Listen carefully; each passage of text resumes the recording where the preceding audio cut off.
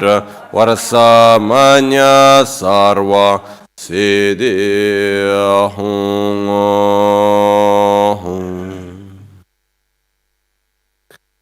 Pakyukye Kudang Daki Lo Pakyukye Sundaki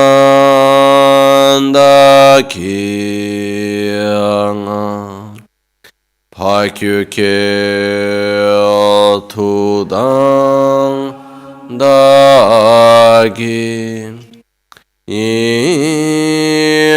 Tuyerme Chiktu Jingialo Pakyukye Kudang Dagilu Pakyukye Sundan Daginga Pakyukye Tudang Dagi Tuyerme Chiktu Jingilum Pakyukye Kudang Dagilu Pakyukye Sundan Daginga Pakyukye Tudang Dagi Tuyerme Chiktu Jingilo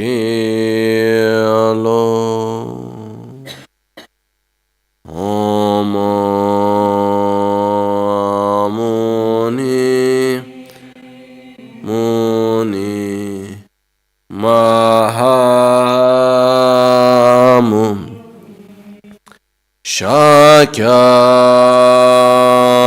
Shakyamunye Swaha Om Muni Muni Mahamuni Shakyamunye Swaha Om Muni Mahamuni Shakyamunye Swaha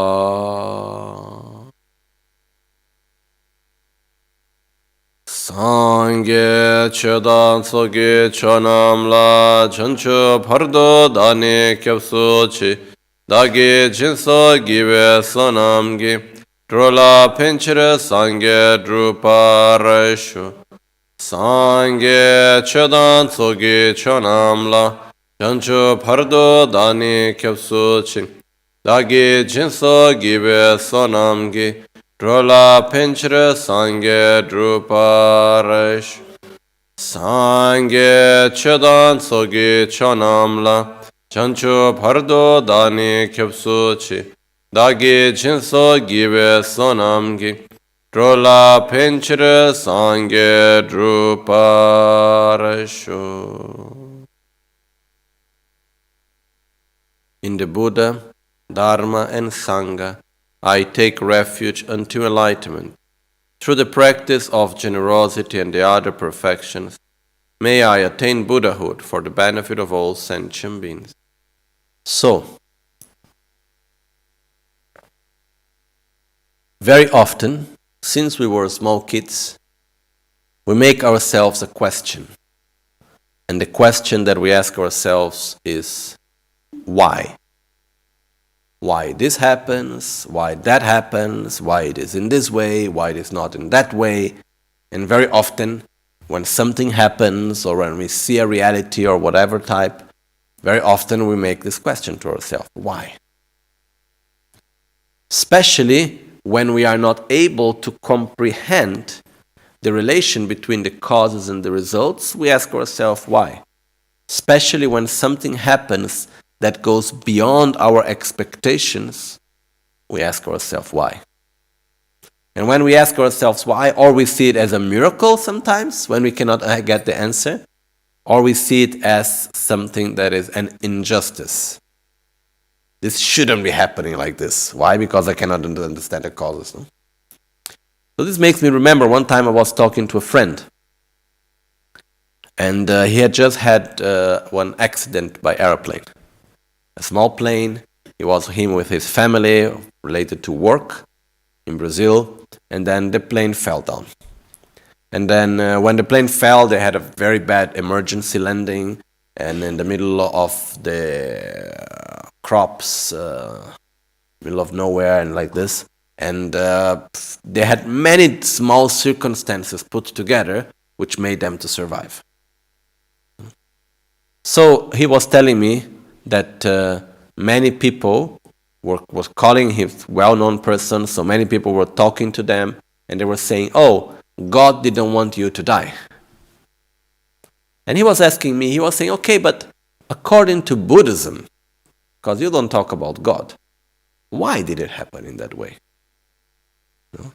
Because one way to say, okay, God didn't want me to die. Okay, fine, but why did it happen in that way, no? If we don't take into consideration the concept of God. And in that moment, there was something that, a click that came to me, something that was very clear to me. Which is the reason why that accident happened. And the reason why they didn't get really badly hurt. The reason why they all survived.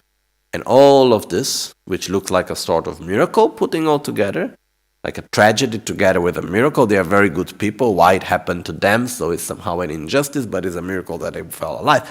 Okay, we can put all of this together. If we look to the reason why it happened, it's for the same reason why we are talking now here together. It's for the same reason that why we take a car and we reach safely home. It's the same reason why when we eat we can nourish ourselves and so on. Which means the reason of why it happened is simply because causes and conditions were put together in a certain way. The only point is that when something happens that we did not expect, we think there is something wrong with it. When things happen in a way that it is within our own expectation, we think it is normal. So when we take a plane, the plane, let's take it lands naturally, it's normal. So we don't see the miracle within it. But actually, if we truly start analyzing, it's quite amazing how things are happening, Because actually there are so many things that if we ask why, we truly don't have the answer. Even while I am talking, how come I speak in front of the thing that we call microphone and you can all listen to it loudly? Why? How does this happen? I don't know, truly. Or how come that electricity works? I don't know. But we think it's just normal that when we make click, then we have the light coming on, no? We think it's normal because it's inside our expectations, so we think that's normal. What would be strange if it doesn't happen, no? But we truly don't know why. So when we make these questions, why, when the reality that we experience and we perceive, it is in accordance to our expectations, we think everything is normal. And we even don't ask much why. Instead, when things happen in a way that goes beyond our expectations, if it's something good, we call it a miracle. If it's something bad, we say it's an injustice or a punishment or whatever. So, the point is that we live in an extremely complex interdependence.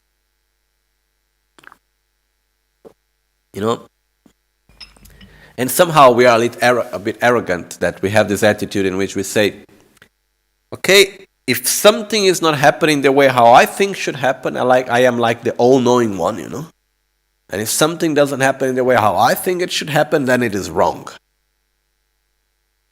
Sorry. Our knowledge is so small. Our ability to see and to understand, it's so narrow. So if we ask why, most of the things we're not able to answer. And even the answers that we give, they are not really, really fulfilling very often. We only see until a certain step. So, if we analyze, even just the effect of being talking, if we analyze the way how our body functions and nature and everything, is amazing. So many little causes and conditions working together for it to be there. One way that I like very much to analyze this is when we ask ourselves, how come we are here today? We take for granted the fact that we are here today, but it's a sort of miracle. How many things needed to happen for this moment to exist? And I always remember one small anecdote.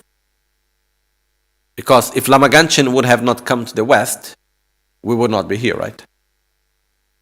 For me, at least, it's quite clear. So, what happened was that in the 70s, for example, Rinpoche, he wanted to go into retreat. He was living in the south of India. He prepared his room for retreat. He did everything there. Everything was ready to make 1 year retreat. So everything was ready to make this 1 year retreat, going on and so on. But then suddenly, he went before going to retreat to see one of his friends, which was later my teacher also, Genla Lakpala, which was originally his cook in Tibet. So he went to talk to Genla Lakpala, and then he said to Genla, okay, also, no, Genla, I'm going to go into retreat of 1 year, like this, like that. Maybe Rinpoche was expecting him to say, oh, how wonderful, no, something like this. Instead, Genla Lakpala was a person of very few words. And the only thing he said to Rinpoche was, if I was in your place, I would not be able to make not even 1 mala of mantras. And then he was asking, but why? What's the reason, Sorry. And then Genla Lakpala said, with all the depths that you have everywhere, people are always wondering when you're going to pay the debts. Because basically what Rinpoche was doing was that he used to help the poor people. So he would go around and he would meet many people, and people would complain they had problems economically, but they were really poor. So he would lend money from someone that had more money, and he would give to the poor. It's a sort of Robin Hood that instead of stealing was lending, no? And he would just lend from the one that had more, and then give to the one that had less. And then after he need to pay the ones that had more, but because they were not also rich, they needed at a certain point, no? But they were not feeling comfortable to say directly to Rinpoche, so they were telling to his friend, which was Genla Lakpala, expecting that Genla would say something to Rinpoche, no? So they would go and say, because we need money and we lend to Rinpoche and where is the money? So basically, Genla Lakpala said, if you go to retreat now, if I was in your place, I would not be able to make 1 mala of mantra with all the depths you have around, So at the first moment, Rinpoche got a little bit upset with it. Then he thought about it and he said, okay. He got an invitation before to go to the north of India to Sikkim. It was the kingdom of Sikkim.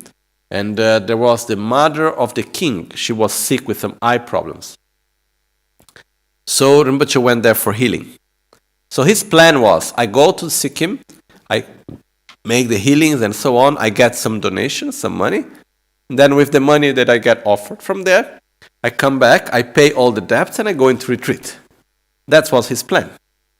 But when he got to the north of India to Sikkim, he cured the mother of the king with the practice of eye-opening Chenrezig, Avalokiteshvara. And then he became so well known there that he had people coming for healing since early morning until the late in the evening. There were a long line of people asking for healing. So instead of staying there 3 months, he stayed there something like 2 or 3 years, something like that. And in that period of time, he was invited to go for the Tibetan New Year to Nepal. And in the family of Tseten Gyurme, which was a family that we used to sponsor Rinpoche since the previous life. They were sponsors of Rinpoche's previous life, then they continue in this life also. So, Rinpoche was invited for Tibetan New Year there, so he was there, and at the same time together, there was a friend of the family, which was a Greek man called Yurgo. So Yurgo, he met Rinpoche, he was touched by him, and he wanted to invite Rinpoche. He had one center in Greece called Karuna Center. So he wanted very much to invite Rinpoche to go to Greece. So he insisted. Rinpoche said, no, because there are already many lamas in the West that I have not much to teach, and I have many people that depend on me here, so I'm not going. So finally, he insisted so much, then finally Rinpoche said, okay, I go with one condition, that there are people that are sick in your country that your medicine and your doctors don't know how to cure. Then I will come. He said, don't worry, we have. So finally Rinpoche went to Greece, and that's how all started. And basically then there was one lady called Juzi Gardenge. She passed away a few years ago. And she was very much sick with metastasis in the kidney, in the liver. And the doctors gave her like 2-3 months of lifetime.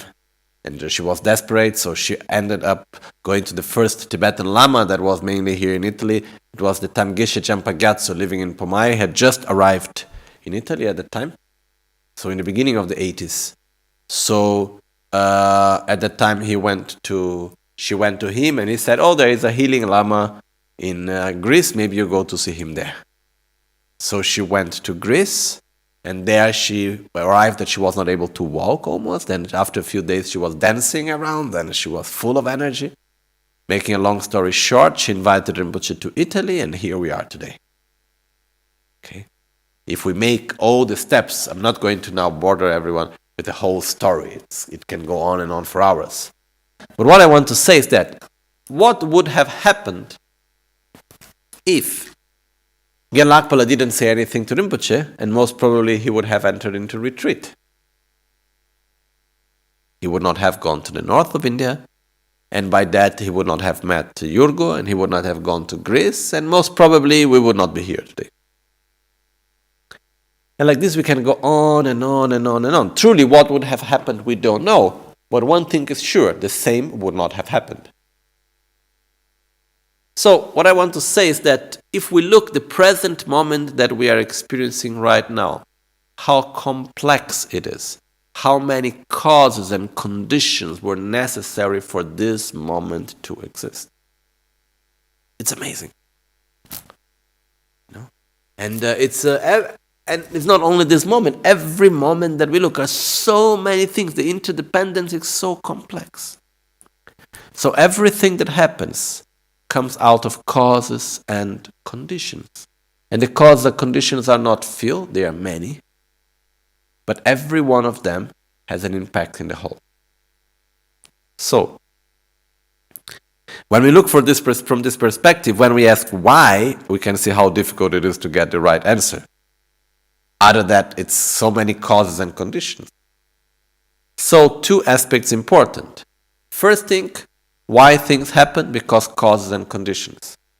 But normally, when we cannot understand which were the cause and conditions, we think something went wrong.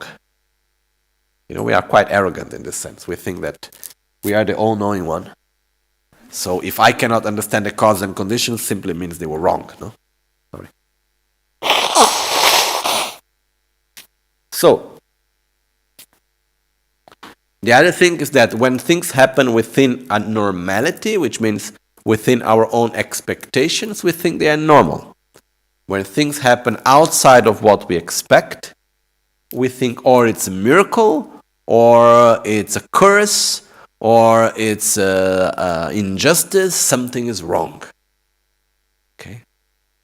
But things happen out of causes and conditions. That's why things happen. Okay, so this is the basis that I wanted to start today. I think it's quite clear, right?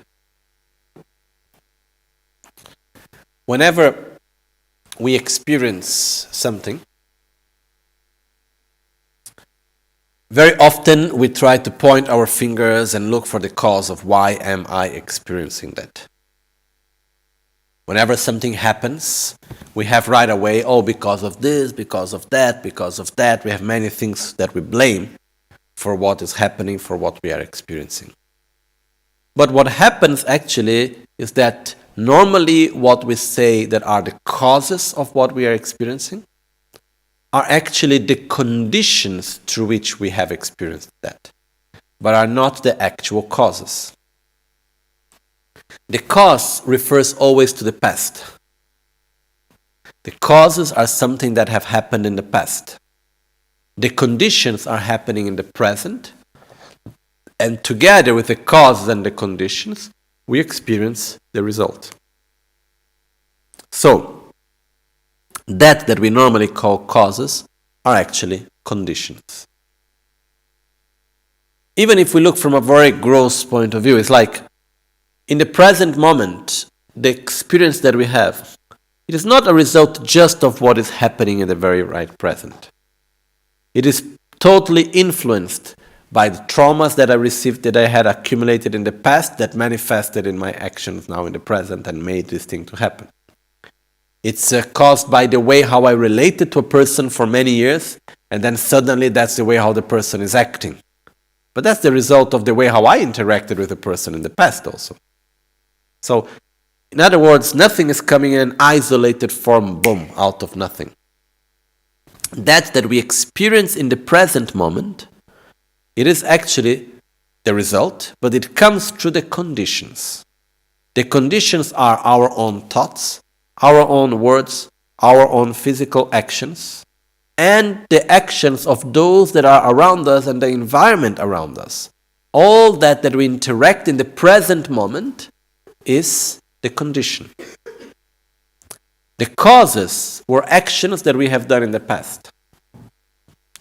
And the results are when these conditions and the causes, they meet together.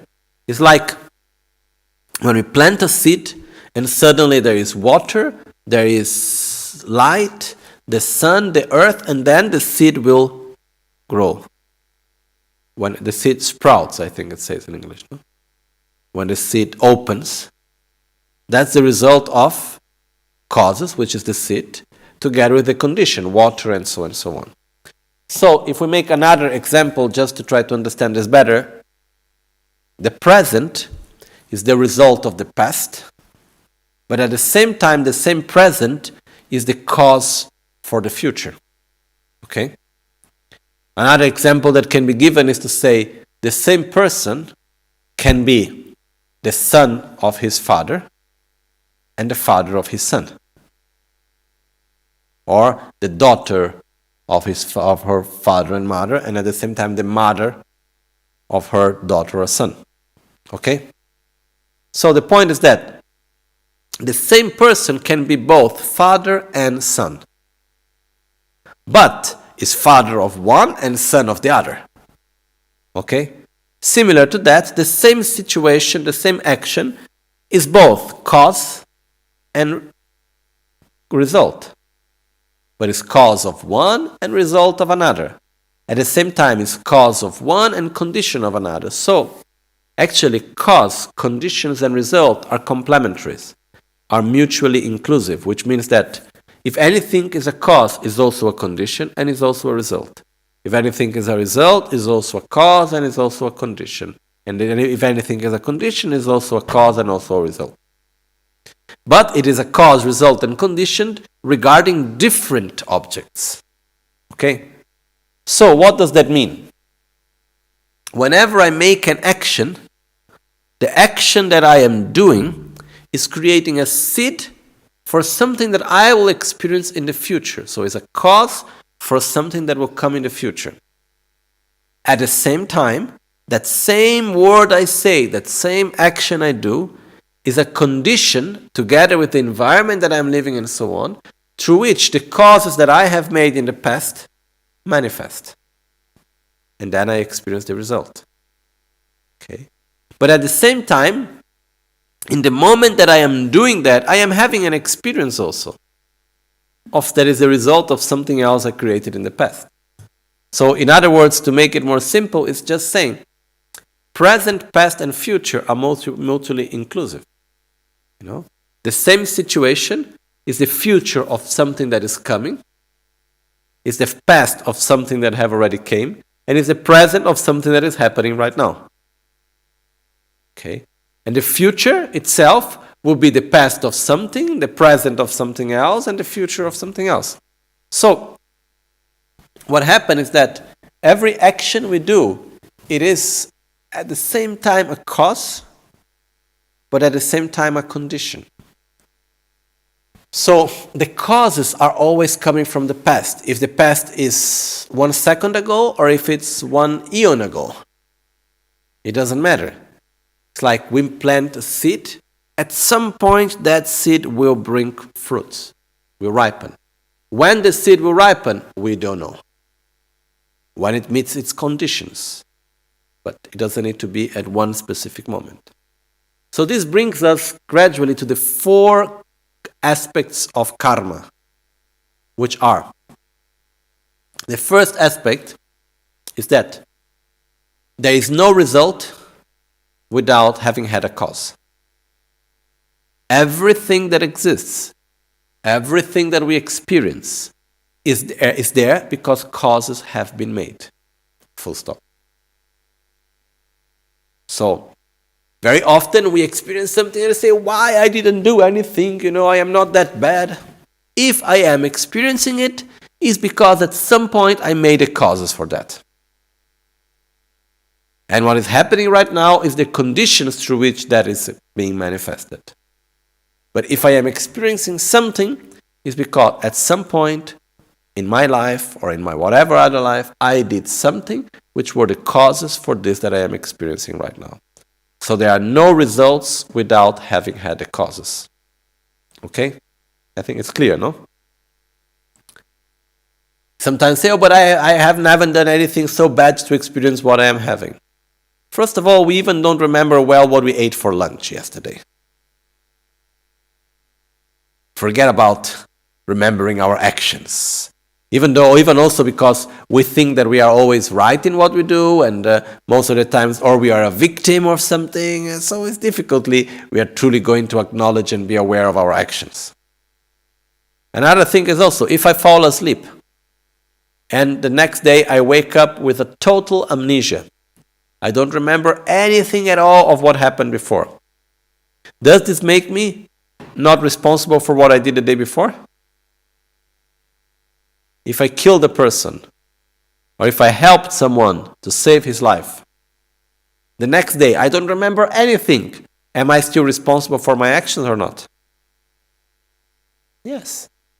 This is what happens from one life to the other. We don't remember anything, but we are still responsible. So, whenever we experience something, why? We don't know, but can be sure that somehow it's our responsibility. Something I didn't say in Italian, but after I can say it's a good example, is the way how we use credit cards. Imagine that karma is like a credit card, that the bill comes once in a while. We don't know when the bill is coming, and when we need to pay the credit card, there is no specific description of what it was that. But the fact is that if we pay something, it's because we spend that money. So when comes the credit card bill, I don't know if it ever happened to you, it comes the credit card bill and I say, so much. I have not spent that money.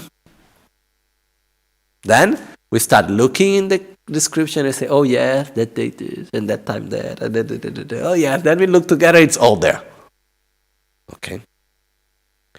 Karma is like this. You do an action. Boom. A cause was planted. At some point we will pay the bill. Or we'll get a credit. At some point it will come. So everything that we experience is the result of something that we have done. At some point, somewhere. Second aspect of karma is that every action that we do, sooner or later will bring a result, unless it is destroyed.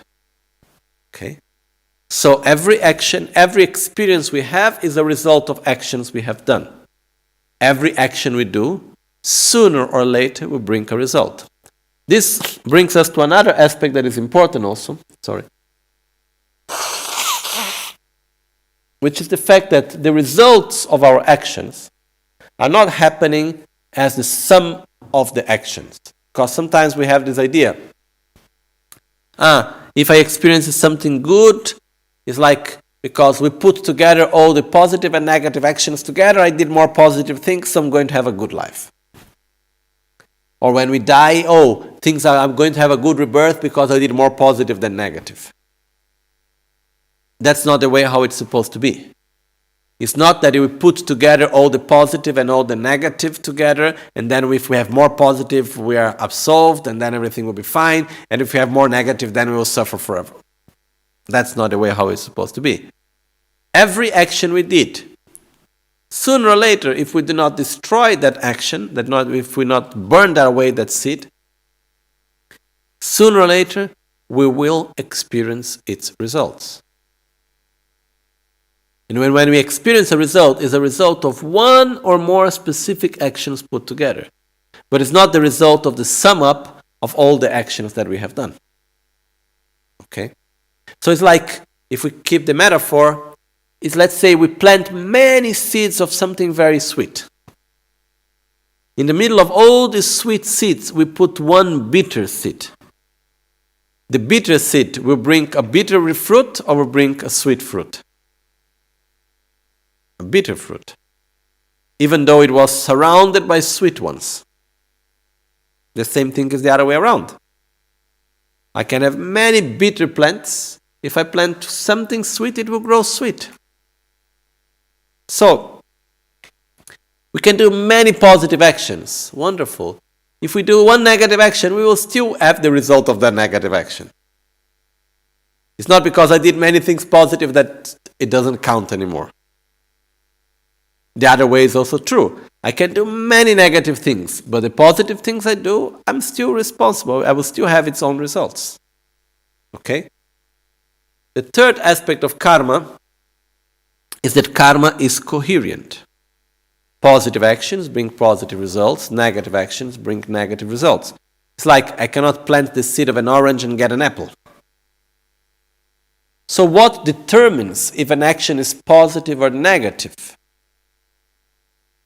The definition that is given in the philosophical texts, philosophically it works, but practically not. At least the ones I read. Because it said, a positive actions are the actions that when ripening, brings the results of happiness. Wonderful. But how do I know it before?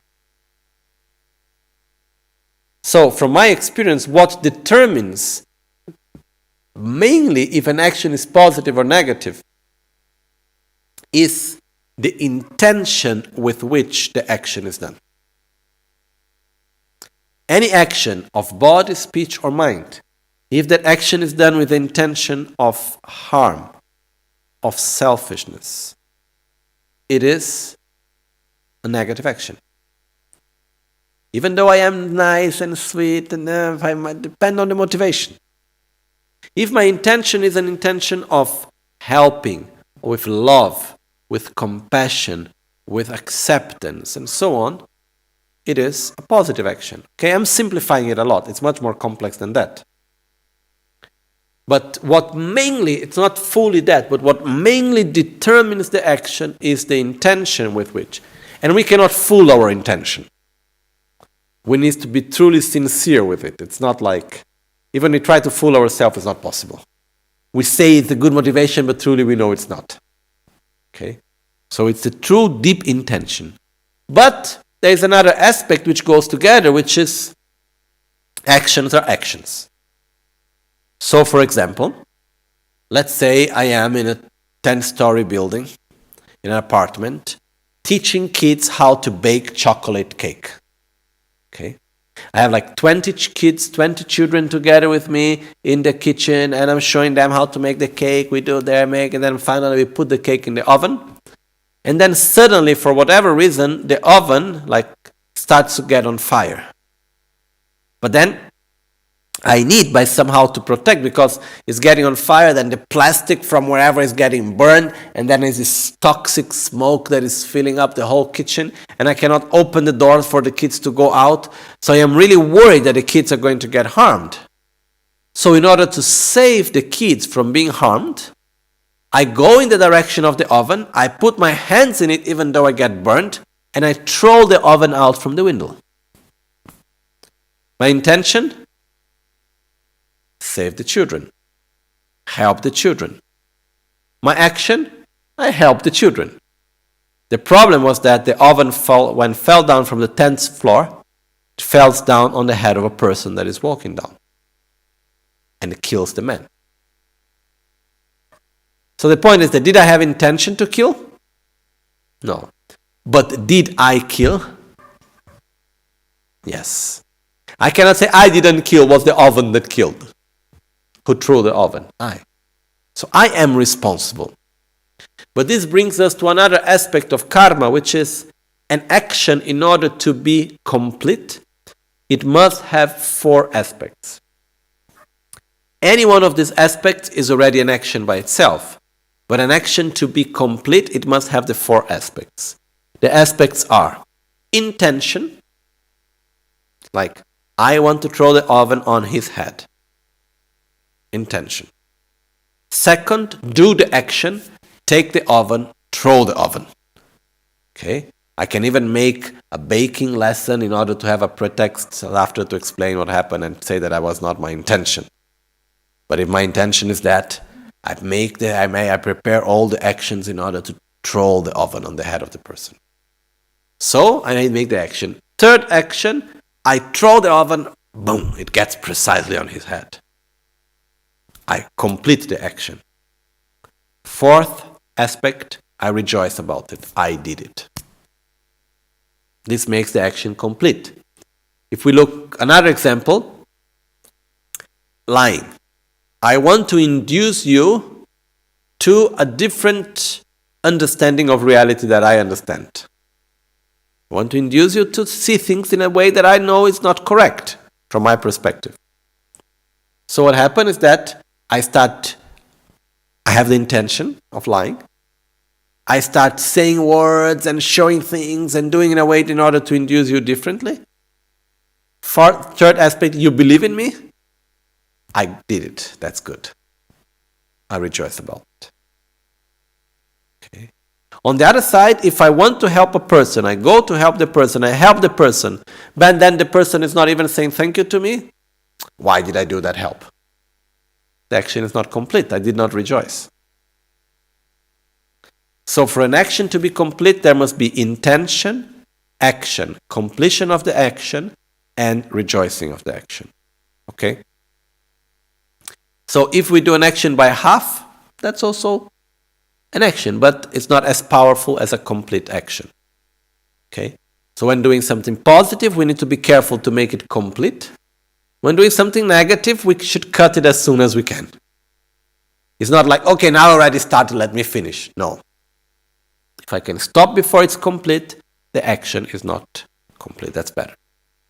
The fourth aspect of karma is that karma grows. It multiplies somehow. The growth of the action. And there are 2 aspects from my understanding when we talk about the growth of the action. One aspect is the fact that the more I do one action, the easier it will become to repeat the same action again. Okay? Positive or negative. The second aspect is that when I do an action and I do not make anything to go against it, it says that something, a small seed, can bring a big result. Okay? So if we go against the action, then it makes the action to get weaker. Like if we openly admit to ourselves that that was a mistake, naturally we make that action to become weaker and not to grow anymore. So there is this aspect of the growing of karma. It's not something that we just do and it finishes there. If we don't do anything about it, it's going to grow, positive and negative. Okay? We'll talk a little bit after about that, which enter into the practice of purification. So, the important thing for us to understand here is that everything that we experience is a result of actions that we have done in the past. There's no point in saying, oh, but I didn't do, why this to me or that. If I am experiencing it, is because at some points I made the causes. Which were, I don't know. The important thing is not to create new causes. On the other side, if I want something and I try to do everything and it simply doesn't happen, and we see this many times, this is because maybe the conditions are there, but the causes are missing. Okay? So, making another metaphor is like saying, we can buy anything we want as long as we have the money and what we want is for sale. If I want something so much but I don't have the money, sorry, I cannot get it. Or if I want something so much but it's not for sale, I cannot have it also, even though I have the money for it. So, the money, having accumulated the money, working hard for a long time, putting little bit money aside time by time, is like accumulating the merits. It's basically the actions, the causes that we create. Having someone that is selling it or not, what I want being for sale or not, is like having the conditions for it to happen. Sometimes we don't have the causes, so things simply don't happen. So like, I see one situation, for example, more than one actually, but when logically speaking, everything is there for something to happen, but it doesn't happen. Like, there is harmony not happening. Why there is no harmony? Oh, because of this, because of that. But when that situation is over, comes another one that brings the same type of situation of no harmony. This means there are no merits for such harmony. And this here brings us to another two very important things. There are two words in Tibetan, which were perfect translations of the Sanskrit, but that we don't have translations in English or Italian or Portuguese. Even though we try, they are not really good translations of it. Because they are words that the concept doesn't exist in our culture. So because of that, there is no word to translate it. Okay. Who was telling me this first time about these words was Professor Lokesh Chandra, when we were in Borobudur together one time. Anyhow, the words are what in Sanskrit is called papam and punya. In Tibetan is called dikpa and sonam. It means negative actions, which sometimes is translated as a sin. The original word meaning for sin, from what I understood, it's coming from mistake. Okay? But when in our culture we say the word sin, it is somehow connected with the idea of being punished. And this has nothing to do with it. So that's why normally we don't use this word as sin. So when we talk about dikpa, it means causes. It's like bitter seeds that we have planted. It's like the causes for suffering. Also because we experience the karma through sensation. So sensation of pleasure is the result of a positive karma. Sensation of suffering is the result of a negative karma. Independently of where we are, what happens. Also because it's through sensation that we experience reality. What's the basis of judgment if something is good or bad? The sensation. If the sensation is pleasurable, it's good. If the sensation is unpleasurable, is unpleasant, it's bad. So, from that, what happens is that the causes that we have done that will bring positive results are so-called merits. The causes we have done for what brings negative results are so-called negative actions. Okay?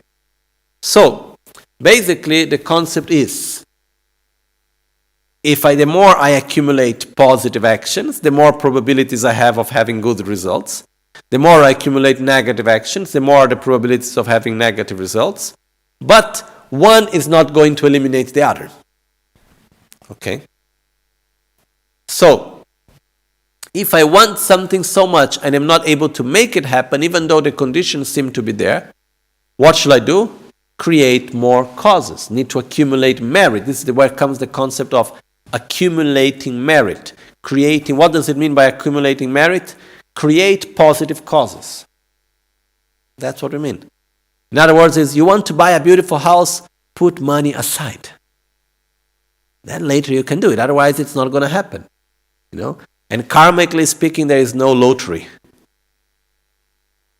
It's just every action. It's like every word, every every action we do, every thought we have, that's where it's happening. That's where we accumulate the actions, positive or negative, in our slowly everyday action, in every word, every thought, every action we do physically. So if we want a good result, we should do positive causes. If we want bad results, we do negative causes. That's all. Okay? But what I want really to make very clear is that normally we have a very mystical idea of karma. But actually, what we are talking about is that we live in a reality that is fully interdependent. And we live in this amazing interdependence where everything is constantly interacting with each other. And the present is the result of the past. And is creating the future. That's what karma is about. Actually, karma literally means action. Interaction. That's where it's coming from. So, but we have very often this mystical idea of karma, but it's not that mystical actually. It's very down to earth. So, to bring to ourselves this understanding, it's actually very, very important. Okay. Once we understand a little bit more about the law of karma, which, as I said before, is not something that is mystical in the sense of not possible to understand.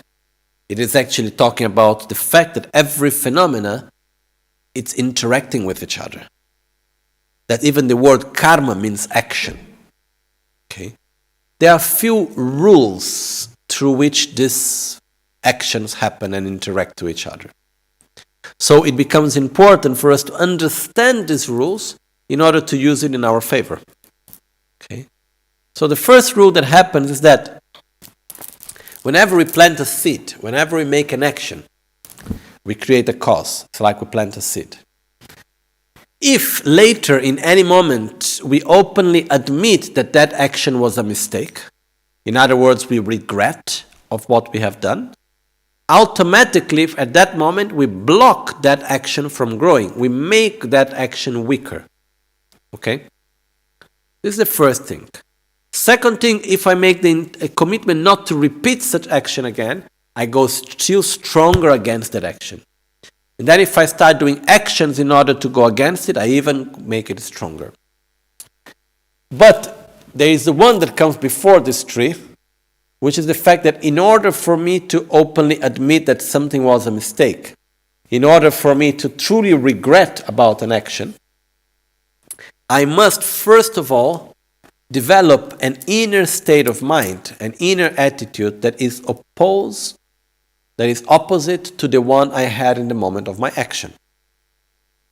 Otherwise, what can happen is like I did something out of anger, and I saw it didn't work very well because I spit in someone's face, and then he punched me, and I got very bad out of that. And I said, go look backward and say, no, I shouldn't have spit in his face. I should have stabbed him with a knife. I'm not truly regretting about anything. Because to regret, it means if I would go back to the same situation, would I do that again? If yes, then I am not regretting. To regret, there must be a basis of where there was anger, there must be at least acceptance. There must be some empathy, there must be compassion. So, in order for us to purify, in order for us also to purify, but in order for us to truly regret of an action, we must first generate an attitude that is opposite to the one that we had in the moment that we did the action. Okay? So if we do actions with aversion and anger, we should have an attitude of love and comprehension and respect. And like this we can go on. Okay? That's why also anger has a very strong power to eliminate and to destroy the positive actions we have made. Because the positive actions are based in what emotion? Love, kindness, generosity, and so on. So when we have anger, we are going directly opposite to the attitude that we had when we did our positive actions. So anger, for instance, have an amazing strength to destroy the positive actions we have done. Anyhow, this is being described by Lama Tsongkhapa in the commentary on the Middle Way, based on the text of Chandrakirti and Nagarjuna, which is based on the Sutra of Buddha of the Perfection of Wisdom, in which it says like that when we have an attitude of anger, it depends towards whom we have the anger. If it is someone that is spiritually superior, inferior, or equal to us, if it's someone to whom we have a special connection, such as our parents or friends or whoever. So, dependence towards whom we have the anger and so on, that will be the strength of the energy that will eliminate and destroy. Positive energy that will destroy, positive actions that will destroy. But it's like big amounts when it's saying that. But the point here is basically we need to understand the mechanism. And the mechanism is, when I have one attitude that is directly opposite to the one that I had before, and with that attitude, I regret of the action that I have done, so I truly regret, then I make an intention not to repeat such action again. And with that on mind, I make something to generate an opposite energy, then I can eliminate fully that seed that I have planted, positive or negative. Okay. So truly we don't do this consciously to eliminate positive things, no? But from the negative side, I do a negative action. I generate an opposite state of mind. So I generate a state of love, of compassion, and so on. And then I openly admit that it was a mistake. I make a commitment not to repeat again. And then I do something positive, which would be to generate happiness in someone, to alleviate the suffering of someone else. I do something positive with the intention to go as an antidote, go against that negative action that I did in the past. And by this we can fully burn away that seed, we can eliminate that. Anyhow, after lunch we will talk more about the practice of purification and the meaning of purification. But before all of that, there is something which I truly regard very important. Before entering the whole process of purification, which we will talk today also, and we are talking about the karma and purification today, because tomorrow Rinpoche is going to be giving us the empowerment of Mitrugpa. Mitrugpa is a form of Buddha Akshobhya, and it's a practice that is specifically to purify negative karma. So we'll be talking about that tomorrow. Anyhow, we'll be receiving that empowerment tomorrow. So after lunch we'll talk more about the purification of negative karma. But before that, on the basis of that, it's very important for us to have love and compassion towards ourselves. Otherwise, there is the danger that we start acknowledging our own negative actions, and then there we start with a strong sensation of guilt. How bad I am, look at this, that. No. Have I ever done any mistake? Sure. Personally, yes. Why did I do mistakes? Because I am ignorant. Have I ever done anything stupid? Many times. The way how I used my speech, the way how I used my mind, the thoughts I had, the actions I did, the choices I made. Sure. But why I did all of that? Because I am ignorant. And it's so beautiful and so wonderful now that I can see that it was a mistake. So I can start to put the energy not to repeat it again. Then most probably I will repeat it again because are habits that I have. And it takes time to change. But I need to, I don't know how to say in English, we need to say accogliere. It's like sort of welcome, but it's embrace ourselves instead of treat ourselves badly. What comes to my mind is like if a child comes to us crying because the child recognizes that he or she did something wrong. And we go to that child, we have three possibilities. Or we go to the child and say, yes, you did a mistake, so I need to punish you. Poor child. The next time he's not going to come to us to say that did a mistake, no? Because doesn't want the punishment. Or we can say to the child, oh, don't worry, it was nothing, you are so cute, so nice, oh, it's fine, and nothing happened. Poor child. Did a big effort to understand that it was a mistake and to openly admit it, and now we say, oh, it was nothing, Or we can embrace the child, and we can say, oh, don't worry, we can do something in order to make it better. Let's say sorry to the person that we harmed.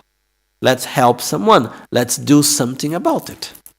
How beautiful that you are aware of that. And let's do something about it. So in order not to repeat it again in the future. But we need to embrace. Similar to that, it's important for us to embrace ourselves. And this doesn't mean justifying what we have done wrong. It means, yes, I did a mistake. Why? Because I am ignorant. So now that I can see it, let's put the energy in order not to repeat it again. But we need, on the basis, truly to embrace ourselves. Otherwise, we enter into that sense of guilt, and it's really not the right way. In Tibetan language, there is not even the word for feeling guilty. There is the word of you are guilty of something. But there is not the word, oh, I feel guilty. The feeling of guilt. This doesn't exist in Tibetan. So, we should embrace ourselves, accept ourselves with our mistakes, with our ignorance, with our attachment, desire, and so on. No, here we are in samsara. If I was a Buddha, sure, I would not act in this way. But I'm sorry, I'm still here. So, how good that I am aware of my mistakes so I can do something to change. That's beautiful and that's wonderful. So it should be joyful. And not something, oh, how bad. The process of purification is a process of joy, actually. It's not a process of weight and guilt. It shouldn't be in that way. Please. Okay. We'll talk about that after lunch. But it's a very important point, which is the difference between extinguishing a negative karma through experiencing the results and purifying. Purification, and it are two different things. Okay? At no point, at no teaching, at no point it is being said, we must suffer more in order to extinguish our karma. Also because our tendency is to react negatively when we have a negative result. Okay? Our tendency is, in order to pay the debt, we make a new debt. So this is our tendency normally. Purification is something else. Purification is, I eliminate the seeds before I experience the result. So the objective is to live within a positive interdependence, within a state of joy, creating new positive causes, avoid suffering, because by avoiding suffering, I am not entering into negative states of mind also, supposedly, not always, but it's helping me not to enter into negative states of mind.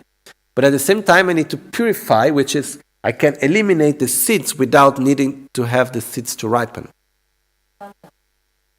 No, in the moment, okay, we will talk more about that after lunch, but in the moment that we experience the result, sure, we are extinguishing a negative karma. This is no doubt. But this is not the reason why we should go around just, putting little metal points on our mala and making practices of purification. I need to suffer more because through that I will purify more. That's not the right way. Okay, and after we will talk more about that. Okay? Jetsun lame kutse raptenchi namkar trile cholchur gepada losan tempe drume sasumgi drove munsel tatu ne gyurchi Nimo dele tsendele nime kuyan delek shin Ninsen taktu delek pe koncho sumgi jingi lob koncho sumgi ngod koncho sumgi trashisho. At dawn or dusk, at night or midday, may the three jewels grant us their blessings. May they help us to achieve all realization and sprinkle the path of our lives with various signs of auspiciousness.